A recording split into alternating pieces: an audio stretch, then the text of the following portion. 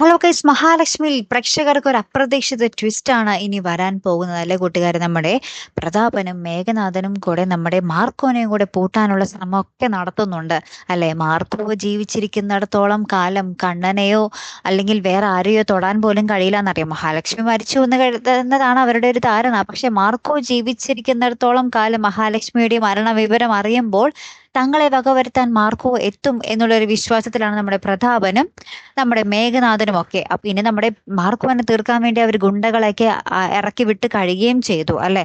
അപ്പൊ ഇനി എന്തായിരിക്കും സംഭവിക്കാൻ പോകുന്നത്? ഇന്നത്തെ വരാൻ പോകുന്ന എപ്പിസോഡിൽ കാണിക്കുന്നുണ്ട് നമ്മുടെ മേഘനാഥനും പ്രതാപനും കൂടെ ഒരു മലമുകളിൽ ഡിസ്കഷൻ ഒക്കെ ഇങ്ങനെ നടത്തിക്കൊണ്ടിരിക്കുകയായിരിക്കും നമ്മുടെ മാർക്കോനെ എങ്ങനെ കൊല്ലാം എന്നൊക്കെ. അപ്പൊ ആ ഒരു സമയത്ത് നമ്മുടെ മാർക്കോ ഇവരുടെ ശത്രുപാളയത്തിലേക്ക് കടന്നു വരുന്നുണ്ട്. പിന്നെ എന്തായിരിക്കും സംഭവിക്കാൻ പോകുന്നത്? പ്രവചനാതീത മുഹൂർത്തങ്ങൾ തന്നെ ആയിരിക്കും അല്ലെ കൂട്ടുകാരെ. എന്തായാലും നമുക്ക് നോക്കാം. മാർക്കോയ്ക്ക് എന്തെങ്കിലും പറ്റിയാൽ പിന്നെ നമ്മുടെ മഹാലക്ഷ്മിക്കും കണ്ണനും അതിൽ പരം വേദന വേറെ ഉണ്ടാവത്തില്ല അല്ലെ. നമുക്ക് നോക്കാം. അപ്പൊ അടുത്തൊരു വീഡിയോയുമായി വരുന്നത് വരയ്ക്കും ഗുഡ് ബൈ.